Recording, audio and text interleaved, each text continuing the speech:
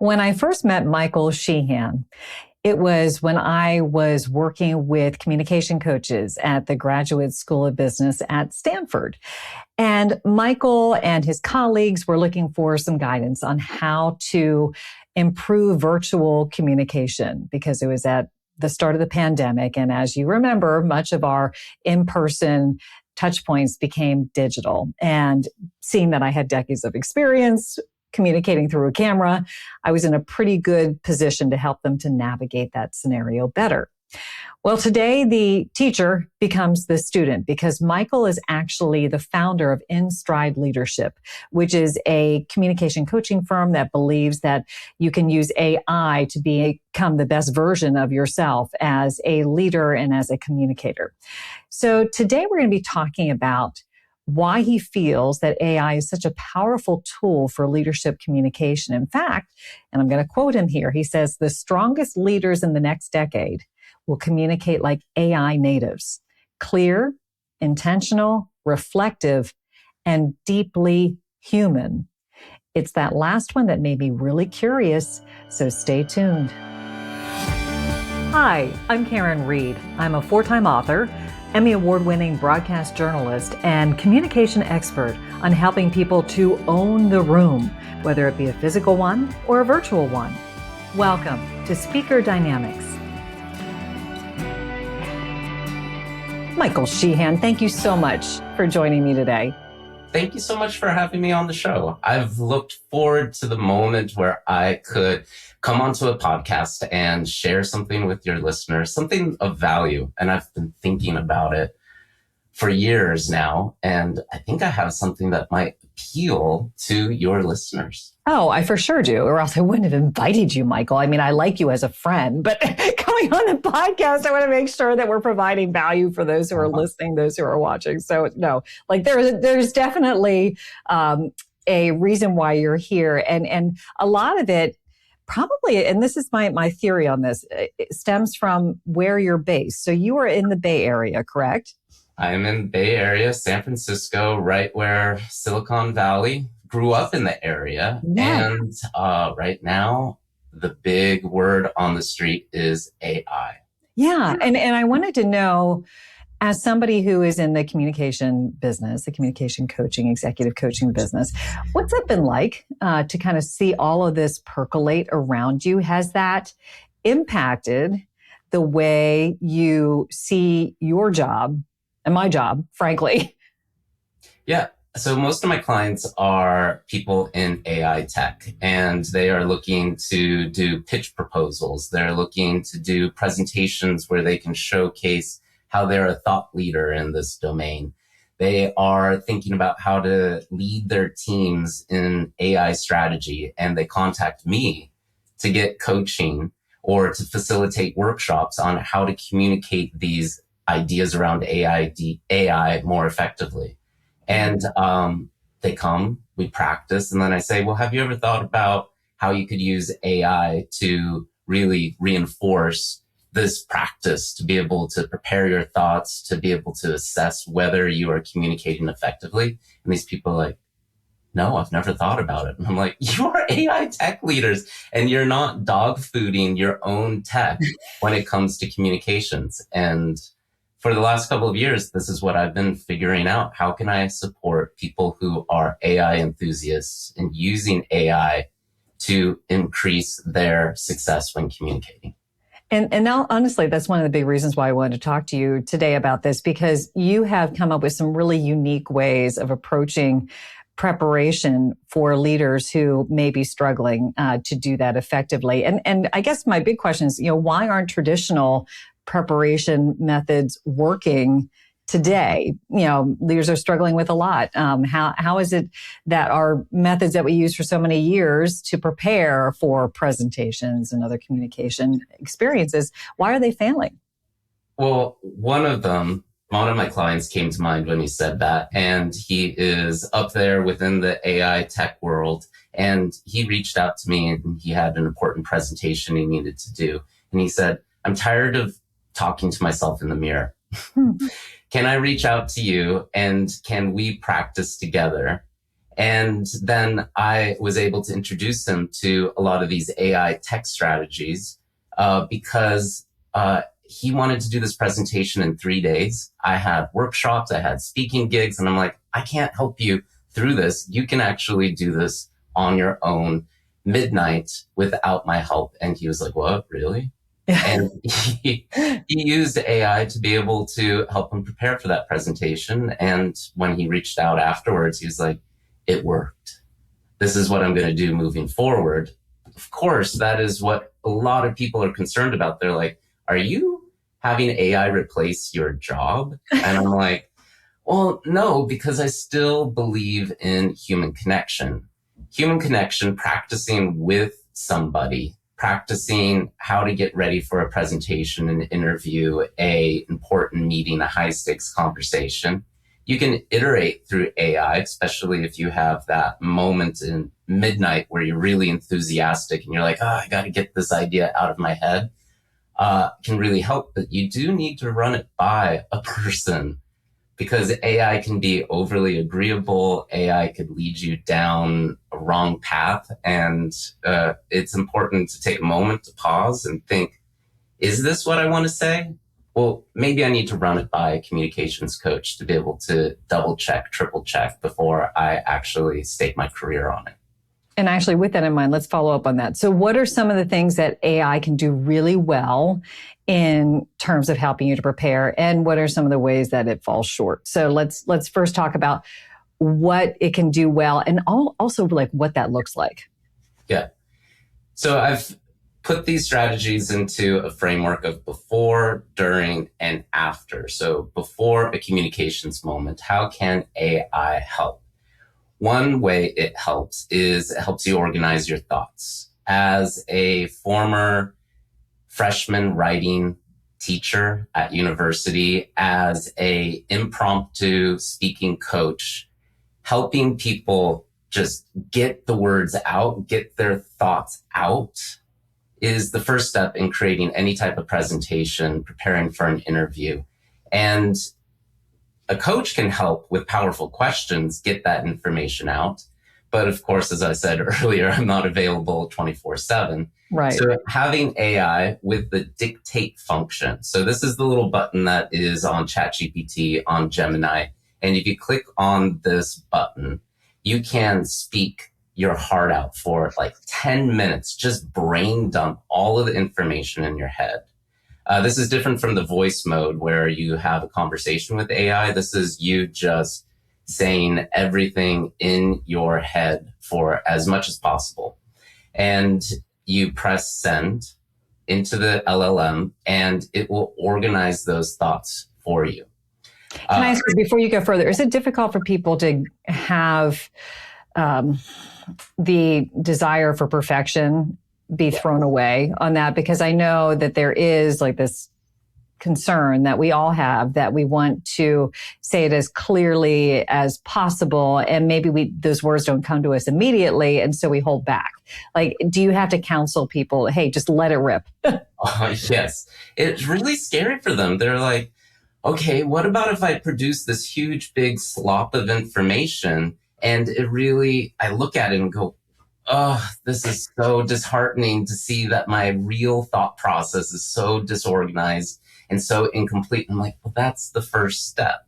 Yeah. The first step is to just see where you're at right now rather than thinking, okay, I'm going to have an immaculate first draft. And as I was saying, as a freshman writing teacher, that was something that I had to convince students over and over and over again. And also in my impromptu speaking workshops, like your first draft is going to not be the best. But from that, you can then iterate and you can organize it. And that's where the LLM, I use ChatGPT, love it. Gemini also works great. It can help you have a sympathetic listener, and it can be agreeable, as I said earlier, but it is a first step. Okay. So the first step, like get it out of your head, get it onto the screen, and then it can try to make, I guess, chicken salad out of it to some degree with the ingredients that you give it. Okay. And then what happens next? What is the next thing that you suggest? I recommend, so Matt Abrahams, we both know him. He is a big proponent of the structure. What, so what, now what? And structure, yes. Bread and butter of any communications expert. This is something that we can teach our clients and share and help them organize their ideas. And usually my clients, they're like, okay, I can wrap my head around this structure and put this information in, but you can just ask the LLM, take my raw thought process, that 10 minutes, and put it into the structure. And then you get to look at this information within the structure and go, oh, does that sound good? Or you can look at it and go, oh, that's not what I wanted. And then you have to do the process again. With JD Schramm, he is a big proponent of, and we both know him, he is a big proponent of the framework AIM, audience, intention, message. And knowing who your audience is and what you want to get out of this communication moment and what is that message, you can also ask the LLM to ask questions about who your audience is, and then take the content, that 10 minutes of raw thoughts, and help you iterate to really pinpoint it to make sure that when you do say this, it's going to land. Yeah, I like to combine AIM with the what, so what, now what? Because, I love to borrow from all of you, your brilliant minds. And certainly the two you mentioned are among the list of those brilliant minds that I like to steal from. But I love the idea of putting it in there, and almost probably do like AIM first and then or you could do the debrief, then do the AIM, and then say, okay, with that in mind, put in the what, so what, now what? But how often does it churn out something where you're like, what? That makes no sense. Like how valuable, useful is the initial iteration? It can sometimes not be anything you wanted. That is the beauty of it. But as a communications coach, helping people figure out what they want to say, sometimes that first draft, you're like, is that what I'm trying to say? That's not what I'm wanting to say. Or because we are figuring out LLMs right now, they are programmed to be really agreeable. The new word is sycophant.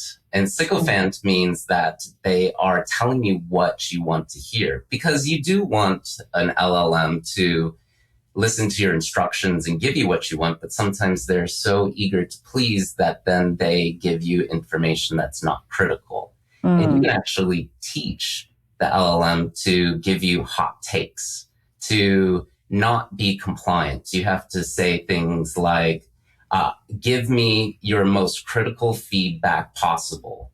And from there, you can see, well, is this what I really want to say? And this is something that I've had to teach a lot of my clients going to their companies and doing workshops is I teach these techniques, they experiment with them, but I need to come in and I say, you need to take radical ownership of anything that you produce, whether it's an email, whether it's a memo, if it is a talking point in a meeting, you do not get to have the excuse, well, that's what the LLM told me. And people are like, oh, yeah, okay, all right. We still need to be in ownership of what we say and what we write. So don't just copy and paste. Please don't. Unless it's like really, really exactly what you would say. Like sometimes I write an email and I just go for it.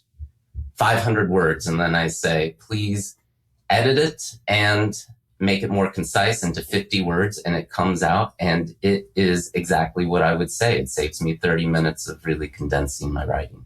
Yeah, no, I totally agree. And it also depends on how high stakes the situation is. Like you mentioned an email, if you're just responding back to somebody quickly and maybe it's, a thank you note, like maybe you don't need to sit there for 20 minutes composing the absolute perfect thank you note, or maybe you do, depending upon who it is. But like you can decide on how much you're going to tweak what is generated by the LLM based upon the level of, consequence the communication is. Or maybe I'm wrong. What do you think? You can you have to be that final decision maker. You have to be that final decision maker when it comes to anything that the LLM produces. Maybe in the future, when we have our iPhone watches recording all our conversations, when it is accessing all of our emails and you ask it to write you an email, it might have all of this context to be able to give you the perfect email. No. That is a future that I'm kind of interested in seeing, but also we need to figure out a lot of stuff before we give these LLMs and these companies access to all of that information. But you can imagine all of your conversations, all of your writing, all of your email recorded, how it, with all of that context, it would give you pin perfect communication. It would, but I'd be so worried about privacy. Yes, this is I don't see that as being a perfected situation at this point. I feel like there's a lot of room for potential breaches, but we'll see. We're very nascent in this whole new world. So what are some other ways where you think using AI is fantastic for leaders who are trying to, either shape their message or just become more precise in their communication? Well, let's look at the during a communication moment. For all of those listeners who are remote workers, I know you are using a ChatGPT, Gemini, Copilot during meetings, and you might be listening to your leaders or your colleagues speak, and you have an important point that surfaces to the top of your mind, and you're like, ooh, should I say it? Should I not say it? And then you open up an LLM and you write it in and double check some facts. You double check whether this opinion is valid. And from that, you raise your hand, your virtual hand, or you speak up. So many people are using LLMs to double check their thoughts before they contribute to a meeting. And that makes sense. We're all kind of nervous. Is this point really valid? I mean, some people, they have no filter and they just open their mouth and just start speaking. And I want them to use the LLM to be able to really question, is this an important point to contribute to this 30-minute or 55-minute meeting? Yeah. But what I've seen so many leaders do that I think is really helpful is they share their screen while in a virtual meeting and they have an LLM up and running. And they ask all of the people on the team, what do you think the LLM will say regarding this question? And the whole team, they try to pick the brain of what AI knows. And then the manager types in the question, presses return, and then it leads to this discussion about what is common knowledge with the people on the team, what does the AI know, and where is their overlap, and where do they differ? And this is what the purpose of meetings are. The purpose of meetings, as you know, is to share information so it becomes common knowledge. But nowadays, we need to think, what is the common knowledge not only with everybody on the team, but what is common knowledge with AI? And that could be a great brainstorming session for developing a project or understanding a key problem or figuring out a solution that helps the project move forward. And I love this technique because, as I said, so many people are using LLMs secretively to the side. And one of the communication principles that I live by is make the implicit explicit.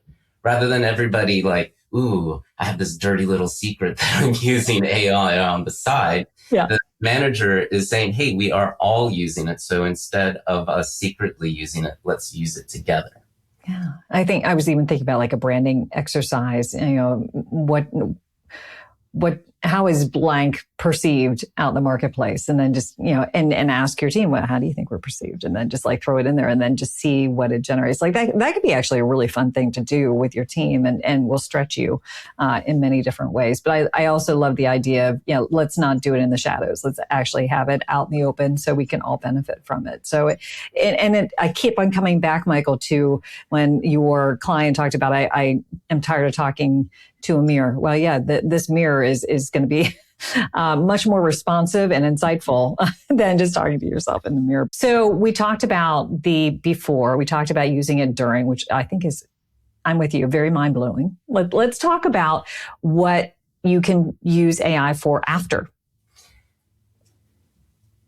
After you've communicated, there is this moment I think everybody experiences, which is, oh my God, what did I just say?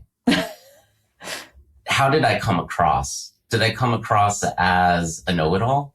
Did I come across as not knowing enough? Did I come across just right where I was connecting with my audience and I delivered value and everybody's going, wow, this has changed the way that I thought about X, Y, and Z. I mean, we all are super curious. But now, if we transcribe our presentations, our meetings, we can actually drop that transcript into an LLM and ask it questions to see how we came across. I've been doing this with my own coaching sessions. I've been doing this with my own workshops because after I finish a 2-hour workshop, I'm exhausted. And sometimes that inner critic comes right into my head and I'm like, oh God, what did I say? What did I say? Was that any good? And I'm able to look at it and have another person's point of view, the AI being that other person. Yeah. And it provides some feedback, but you have to ask it the right questions. And this is where AI prompting is super important. You need to ask it for evidence, quoted verbatim evidence, because as I said, sycophantic LLMs, they want to provide you with agreeable information. Right. So you are so fantastic, Michael. You're the best communication coach ever, which is not going to help. Exactly what I needed to hear. With evidence, you can see the opinion that it's giving you, whether it is a positive remark, if it's saying you could really improve upon that. If it says, yeah, you really struggled with that, you look at that verbatim evidence and then you have to make that decision. Am I going to listen to this feedback or not? Which is the same thing that we need to do with humans. I've gotten a lot of wonky feedback over the years about my speaking skills, my facilitation skills, just how I come across in meetings. And I've had to sit there and think, is this true? And maybe I need to do a little bit more research and find out if it's true. But then I make the decision whether I'm going to incorporate that feedback or not. And now I can ask for feedback from humans, and I can also ask for feedback from LLMs.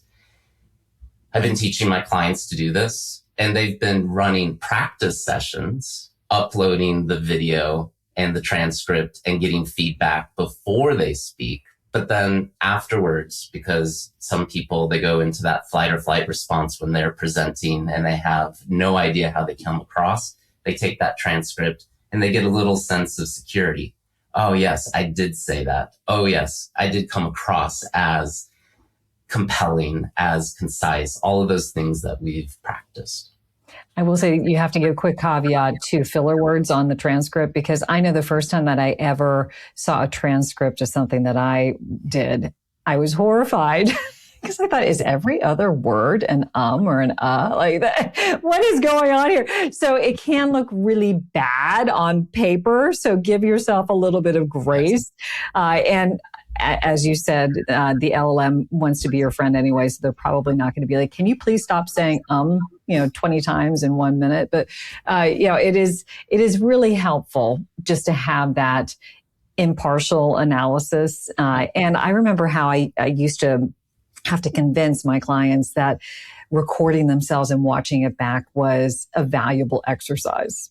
because it's scary. Nobody wants to watch themselves or listen to themselves. I don't like it. And I'm paid to do this. I've been on camera for many, many, many years. But it's hard to allow yourself to be open to your own critical eye, which I think is sometimes much harsher than a third party. Managing your inner critic when it comes to reflecting on your communication skills. I think that's why a lot of people want to work with a communication coach, because we can help them quickly understand that feedback and know that there is a path forward. Yeah. For those people who use LLMs to reflect on their communication, yeah, you might get some feedback about your filler words or how you use disclaimers or how you went down a rabbit hole that was irrelevant to your main talking point. And at the same time, I think about, wow, if everybody did this, if everybody took a moment to reflect on their communication skills as a way to improve their communication skills. I mean, this is the difference between those people who move up in a company, is because they take the time to look at themselves. And I think asking for feedback from your colleagues can be scary, but asking feedback from an objective LLM that doesn't care really. I mean, you can do it secretively and get that feedback. Just take a peek. See if it has any valid points. And then if you get scared, just put it away. Maybe come to a coaching session with me and we can look at it together. Yeah. And I think there are some technologies out there right now that are saying, let's record our conversations, not in just meetings, but also couples conversations. Could you imagine? You're in a couples conversation. You know, my partner and I have been together for 14 years, and there's sometimes moments where we disagree. If people record those conversations and then afterwards analyze those transcripts to see what happened, I mean, this blows my mind, because, you know, I leave those conversations always thinking that I was right. Of course we do. Yeah, that makes sense. We all do. We made my point. But this reflective practice, I've even gone as far as taking transcripts from my coaching practice, my facilitation, and then also my sales meetings, and put them all into an LLM and ask the LLM to give me the through line in my communication skills. And it's amazing to cross-reference how I come across in these different situations and see what is a commonality or where I have common blind spots.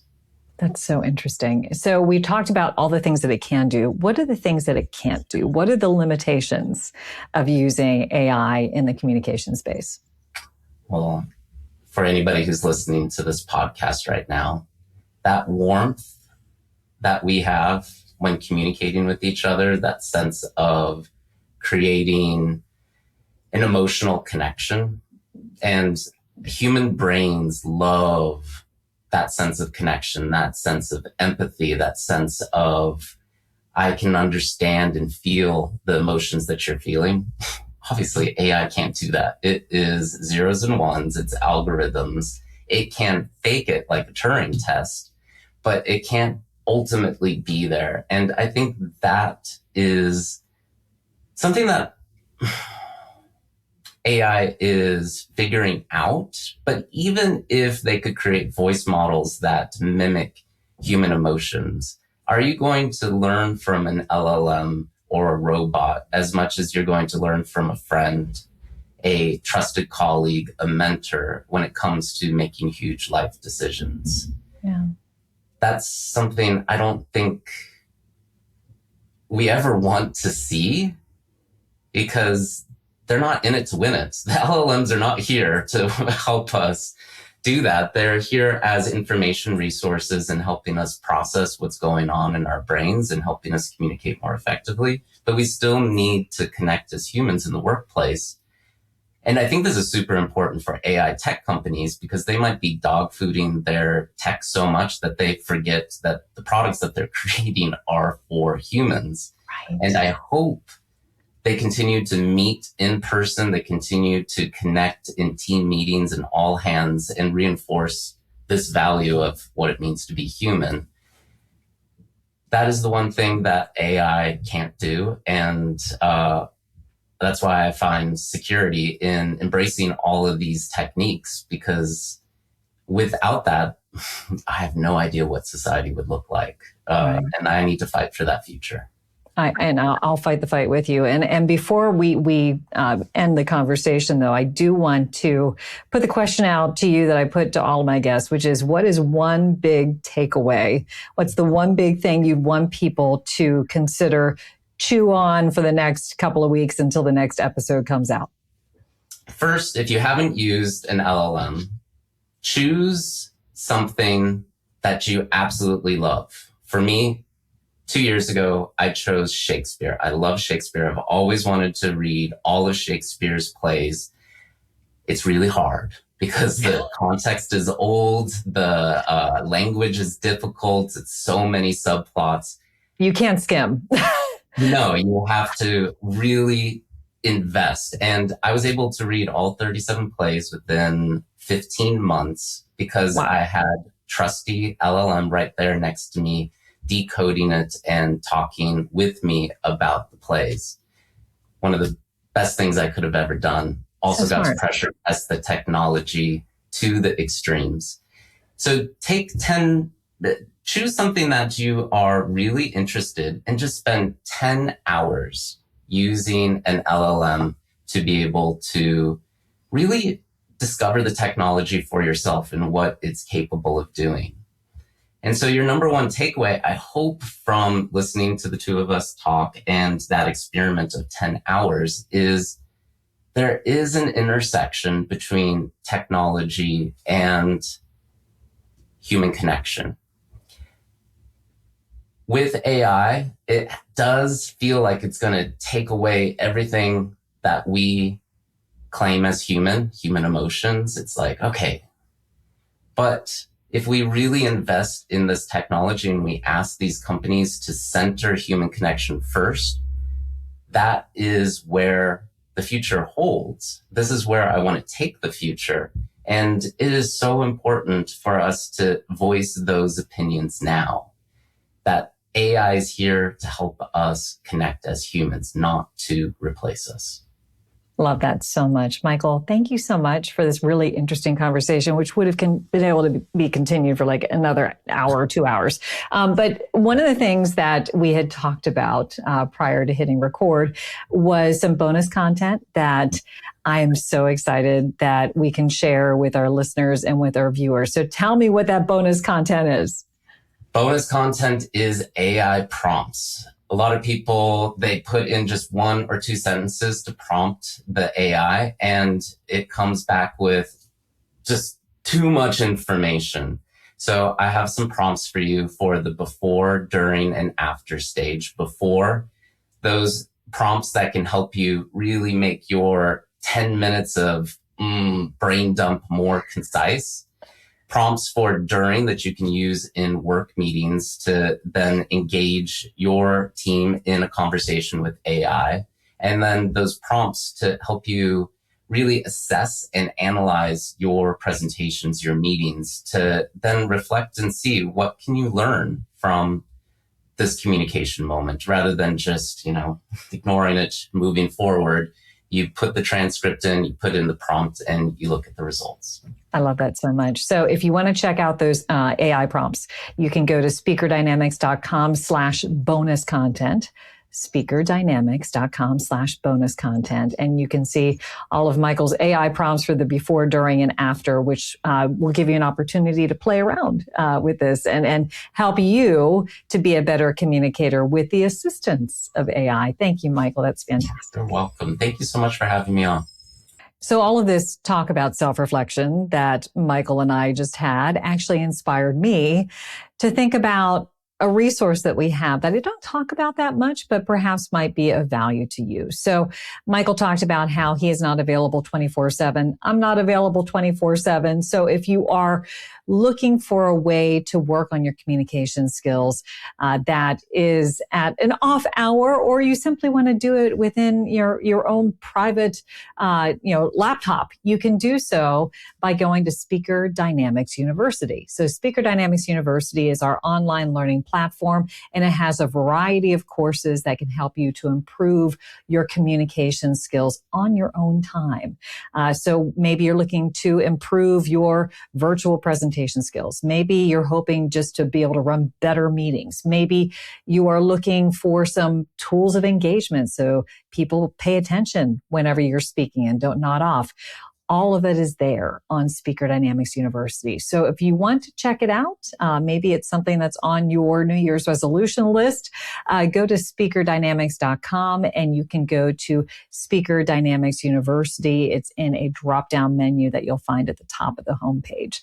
So keep that in mind. I want to thank all of you for listening to this episode and for continuing to build the community around this podcast. We appreciate it so much. Until next time, everybody.